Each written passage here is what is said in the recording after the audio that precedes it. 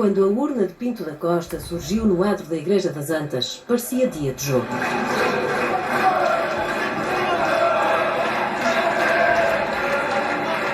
Entre aplausos, cânticos e tochas, a guarda de honra com os filhos, a mulher e elementos da claque dos Super Dragões rompeu entre a multidão que há horas esperava por este momento.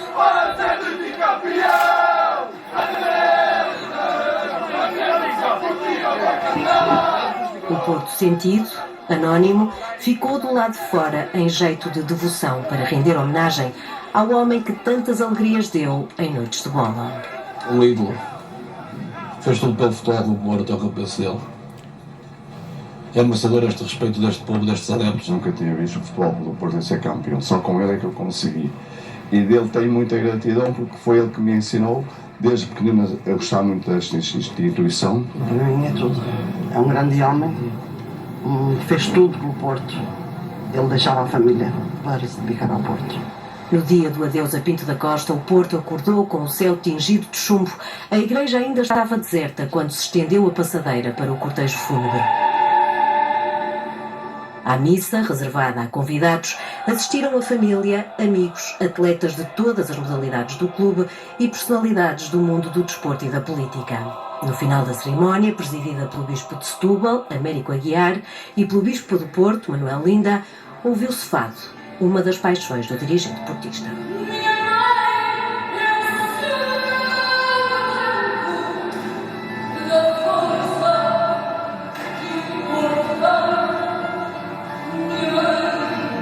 Com este cerco à Igreja das Antas, adeptos e admiradores despediram-se de uma figura carismática e controversa, que pontuava frases com sarcasmo, ironia e humor. Para a história ficou o legado de quem viveu com o emblema do clube colado à pele. Havia muitos atletas do clube na multidão que acompanhou o percurso da igreja até ao Estádio do Dragão. Diogo Costa era o rosto do sentimento portista. Atuais e antigos jogadores do Futebol Clube do Porto, do futebol e das modalidades, integraram a multidão que percorreu o trajeto entre a Igreja das Antas. O carro funerário demorou meia hora a percorrer cerca de 500 metros. Inicialmente, estava previsto que a urna seguisse diretamente da igreja para o cemitério, mas a família autorizou a paragem no estádio, construído durante a presidência de Pinto da Costa. Apesar da consternação, o legado do ex-presidente foi celebrado.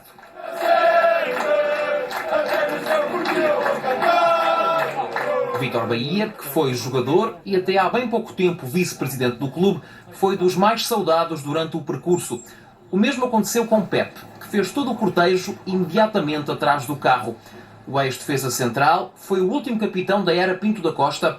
O facto do dirigente ter perdido as eleições pesou na decisão de terminar a carreira.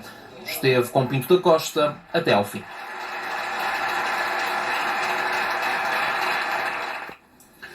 E junto ao Estádio do Dragão foi, naturalmente, dia de emoções fortes. O desejo de Pinto da Costa cumpriu-se. O sucessor ficou longe da cerimónia fúnebre, mas participou na organização. Vilas Boas abriu as portas do estádio à derradeira despedida a quem deu grandeza ao clube. Os restos mortais do mais titulado presidente do mundo subiram ao relvado cobertos de aplausos. Suportados pela emoção portista, amparados entre o agradecimento e a admiração. A urna do presidente dos presidentes rodeou-se de 28 troféus que se destacam na história do clube. Apenas uma pequena parte dos quase 2.600 conquistados em 42 anos de mandatos consecutivos. 30 segundos bastaram para este enquadramento ser envolvido pela voz dos adeptos.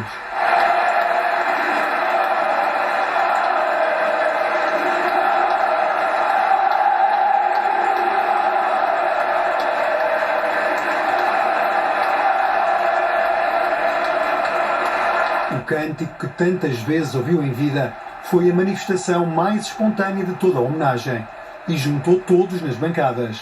A equipa principal de futebol desta vez sentiu o hino do Porto de outra perspectiva.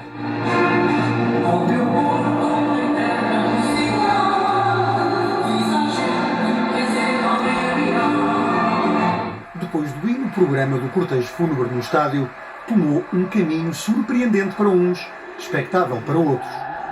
Quem esteve quase sempre na sombra de Pinto da Costa acabou por ter honras de primeira fila na homenagem. Durante cerca de minuto e meio, a claque dos Super Dragões encheu o campo para lá da linha de fundo, em honra de Jorge Nuno Pinto da Costa, um estádio a que recusou dar nome contra a vontade de muitos. Durou 10 minutos, mas deixou imagens que vão ficar para sempre. Vamos ver como a equipa principal do Porto esteve presente nos vários momentos de homenagem a Pinto da Costa e como André Vilas-Boas manteve-se afastado. Depois de uma vitória no Algarve dedicada a Pinto da Costa, a equipa principal do Futebol Clube do Porto apressou o regresso à Invicta para o último adeus. Estamos muito tristes. Vamos prestar a nossa homenagem agora e expressar as condolências à família e a todos os portistas também. A vitória foi para Jorge Nuno Pinto da Costa. Ainda na noite de domingo, o plantel marcou a primeira presença na Igreja das Antas. André Vilas-Boas não esteve na igreja, nem no velório, nem no dia do funeral. Marcaram presença nas cerimónias fúnebres o presidente da mesa da Assembleia Geral, António Tavares, e Jorge Costa, diretor para o futebol. Já para lá da meia-noite, Vilas-Boas liderou a cerimónia solene no memorial junto à porta 24 do estádio. Presidente, dirigentes, treinador e jogadores abrilhantaram os cascóis e velas, antes colocados por adeptos, a que juntaram coroas de flores e alguns dos principais troféus da era Pinto da Costa. Em dia de funeral, o plantel repetiu a presença na igreja, fez o percurso a pé, Alameda acima, para assistir à missa de corpo presente. Jogadores de futebol e de diversas modalidades entraram em simultâneo e, terminada a celebração religiosa, acompanharam o cortejo fúnebre rumo ao Estádio do Dragão. Por lá, André Vilas-Boas orientava toda a logística para a homenagem acordada com a família Pinto da Costa. O presidente do Futebol Clube do Porto permaneceu na sombra, procurando respeitar o desejo transmitido em vida pelo antecessor. Na casa que Pinto da Costa ergueu, treinadores e atletas juntaram-se às dezenas de milhares de adeptos para a última despedida aos restos mortais do antigo presidente. E vejamos com mais pormenor algumas das personalidades que estiveram na despedida de Pinto da Costa. O momento é de tristeza, mas é tal como o Pinto da Costa pediu, com vários ausentes que o ex-presidente não quis no funeral, mas com viver nenhum portista e sinto-me na realidade muito mal, muito triste. Hoje não estava aqui sem ele, de certeza absoluta. Foi mais que um pai para mim. E vou ter muitas saudades dele. Um dia muito triste para a minha família porque privámos muitas vezes com ele e além de um presidente, como eu disse, um grande amigo, um amigo de casa. E eu a dar-vos parabéns, eu a aceitá-los e a agradecer, e eu passado 4 dias, a 28 de dezembro, dar-lhes sempre os meus parabéns também. Infelizmente, neste ano que passou, foi o último ano. Que o Jorge descanse em paz. Muito obrigado. na hora do adeus, amigos e não só, dirigentes de outros clubes, antigos adversários e até antigos árbitros quiseram despedir-se de Pinto da Costa. Marcou os últimos 42 anos da história do Futebol Clube do Porto. Foi ele que me incutiu este amor, esta paixão ao Futebol Clube do Porto. Foi ele que me deu tantas alegrias, mais que tristezas. Fica uma grande lição para nós todos, futebol português, a capacidade de lutar. Mas nem só personalidades ligadas ao desporto estiveram nas homenagens, talvez um sinal do legado além futebol de Pinto da Costa. No legado da missão inteligente, na missão que sabe descobrir oportunidades, que sabe criar oportunidades, que sabe aproveitá-las com uma estratégia, com vontade, com um propósito e que para isso mobiliza todos os participantes. Dedicou praticamente toda a vida a um trabalho de promoção do desporto, de promoção de uma coletividade que é uma referência no país, na Europa e no mundo. São inúmeros os títulos que conquistou, inúmeras as vitórias que deu, inúmeros momentos de orgulho. Pinto da Costa conseguiu combinar essa sua qualidade de dirigente desportivo inigualável com a sua presença como uma voz ativa a favor da região, a favor da cidade. Pepe e Sérgio Conceição também estiveram presentes, mas preferiram resguardar-se no adeus a Pinto da Costa. Mensagens apenas nas redes sociais, Pepe com um até sempre eterno presidente e Sérgio Conceição a recordar décadas de amizade e as memórias do que Pinto da Costa fez por si e pela família. A despedida de Pinto da Costa traz ainda uma nova polémica. Há opiniões muito diversas sobre a ausência de comunicados oficiais do Benfica e do Sporting. O silêncio de Sporting e Benfica no...